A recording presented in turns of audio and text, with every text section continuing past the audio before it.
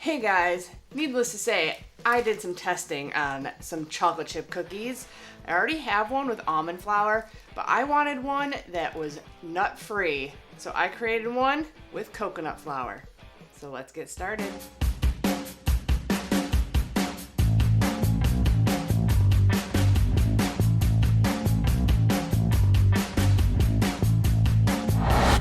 Hey everyone, welcome back. If you're new here, thanks for joining me. My name's Alicia, and I'm a sous chef with a sweet tooth. And here we make delicious pastries, many from my time as a pastry chef. And my goal is to make the best keto desserts possible. So if you enjoy this content, please consider hitting the subscribe button down there. It all helps my channel grow and to bring you new keto desserts every Saturday. Today, a really simple recipe, chocolate chip cookies. They're super easy to make regular. Butter, sugar, flour, baking soda, an egg, vanilla, and some chocolate chips. To make it keto, it's very similar ingredients, just our flour is a combination of things to make them soft and chewy. And I figured out the perfect combo of flours to use for this chocolate chip cookie, and it makes it super low carb. The whole batch is only 22 grams of net carbs.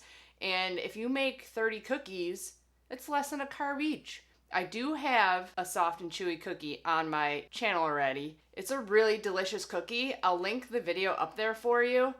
Be gentle, it's one of the first videos I've ever shot, so it's not the best quality, but the recipe is awesome. And the reason I love coconut flour is you don't have to use a lot. There's only 1/3 of a cup of coconut flour in here, scoop of protein, tablespoon of gelatin, and 2 teaspoons of the Arrowroot Powder, and some baking soda. That's all that's in there. And it gives you a nice, soft, but like chewy cookie. I forgot a whisk. Just gotta whisk up our dry ingredients to make sure everything is distributed evenly. And you will add salt to this if you're using unsalted butter, but I have salted butter today. Literally went through 3 pounds of butter testing this recipe. Okay, all our flours are mixed together. Now another little trick to this recipe is butter. I upped the butter in this recipe. The original was only 10.5 tablespoons. This is 16. So that's one way of making it so your baked goods aren't dry. A lot of people say that coconut flour dries out their baked goods. You gotta up the butter or the fat in your recipe in order to make it not dry anymore. And then I'm using Locanto Golden Monkfruit. I did try it with the classic granular monk fruit and it worked out good. But if you got the golden on hand, I would use it. You can also use a swerve or any other kind of alternative sweetener you prefer. We're gonna be beating this for 8 minutes together so that the graininess goes away. And if you're using straight erythritol, it cuts down on the cooling effect from the erythritol. So we're gonna just get the butter whipping first. If your butter's not room temperature, you wanna whip that for about 2 minutes, but mine has been out since last night, so it is soft as can be. Adding in my 1/2 cup or 96 grams of Golden Monkfruit Sweetener, which I did this last night, so it's a brick. There you go. Now, I already weighed out all my ingredients, but literally while this is going, you can get all your rest of your ingredients together. And by the time you get everything, your butter and sweetener will be done whipping. After first initial, you want to definitely scrape down because some of the butter didn't get incorporated in sugar. Sweetener, technically not sugar, I know. But you're going to want to scrape down a couple times within the 8 minutes.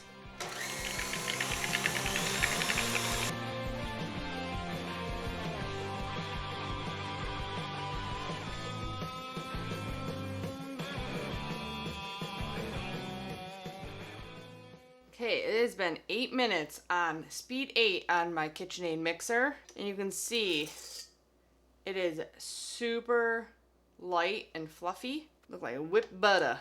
Once you achieved that kind of fluffiness, you are going to add your 1 room temperature egg. It's not room temperature, soak it in a little bit of warm water. I did that a lot during testing because I get home from work and put it in water and get on to a new test. Beat that until it's incorporated. Now you can do this with a hand mixer, but I think your hand and arm might give out before the 8 minutes is up and you might just be like, oh, that's good enough. But it is doable. Okay, once your egg is all incorporated, just 2 teaspoons of vanilla extract. One more little whisk. Now in with the dry ingredients. Now, like I said before, the arrowroot powder is what makes it a chewy cookie. You can leave it out. Just replace it with a 1/4 teaspoon of xanthan gum and it gets you closer, but it's not as good. But it's definitely delicious. All my cookies were good. They just were not soft and chewy like I wanted. So we're gonna add in half this mixture at a time. Start low. You don't want flour all over your kitchen. A little trick to get all the stuff off your paddle or whisk is to have it on and just lift it up slowly and it'll shoot off the batter for you so you can get it more mixed in. Okay, now add in your other half. One more scrape. One more whisk. Oh, you got virtually none on your whisk here. Bang the rest off. Make sure you're all nice and incorporated.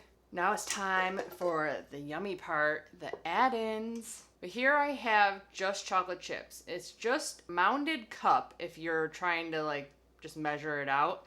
I weighed mine because the Lily's milk chocolate chips do have carbs in them. So I did 4 ounces of semi-sweet chocolate chips, which have no carbs, and 3 ounces of the milk chocolate Lily's chips. And that's 6 grams of net carbs. Whatever chocolate chips or add-ins you add into your dough is gonna determine your carb count. You're just gonna add all that in and give it a good mix.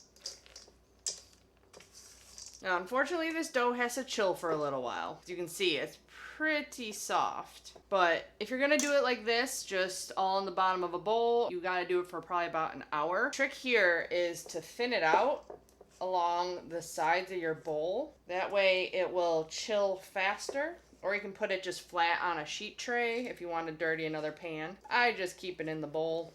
Scoop out of here. If you do it in a thin layer around your bowl, it'll chill faster. I'm gonna pop this into the refrigerator for about 30 minutes. And at this point is when you can turn on your oven, or even you can wait 20 minutes probably, turn it on, and then that'll indicate 30 minutes is up.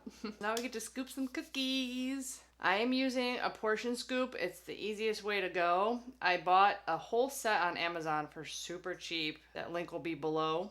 Now you just scoop, level out, push it in there. And these do spread, so you want to give them a little bit of room. Try to get equal portions of chocolate chips in each one. It's not easy to do. I had some that had tons in it, some that had none in it, but try your best. So I usually do 3, 2, 3, 2, 3 on my baking sheet. And I'm not going to bake all these off today. You can scoop them, flatten them, and freeze them. And then you just pull them out, turn on your oven, and let them defrost a little bit while your oven preheats. And you bake them. You might need to bake them for a minute longer, but they turn out awesome. I already have so many chocolate chip cookies. I don't need another 20-something cookies. The other ones are all edible, and we've been eating them. Okay, they do spread, but I do want to push them down a tiny bit. They just need a little bit of help. Yeah, now we gotta put these into the oven. I am gonna turn them halfway through. They should take about 9 to 11 minutes. You wanna just keep an eye on them, and when they start getting golden brown on the top, that's when you wanna pull them out. Now while those are going, I'm going to scoop the rest of my dough and get it into the freezer. I'm just using a parchment sheet that I've been using for all these testings because it's not cheap. And I am kind of cheap. I don't want to waste it. And it's perfectly good. It just has some butter and cookie crumbs on it. Popping these into the freezer. Okay, cookies are out of the oven.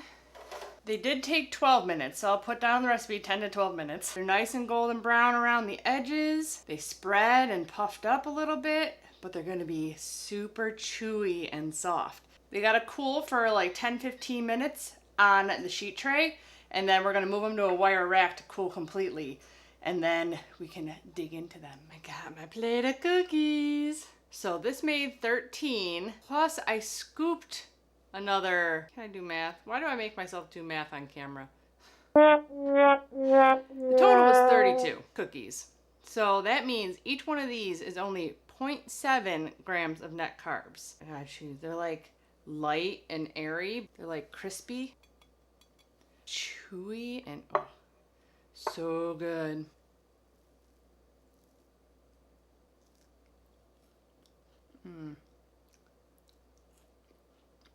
They're like the perfect homemade cookie, keto cookie.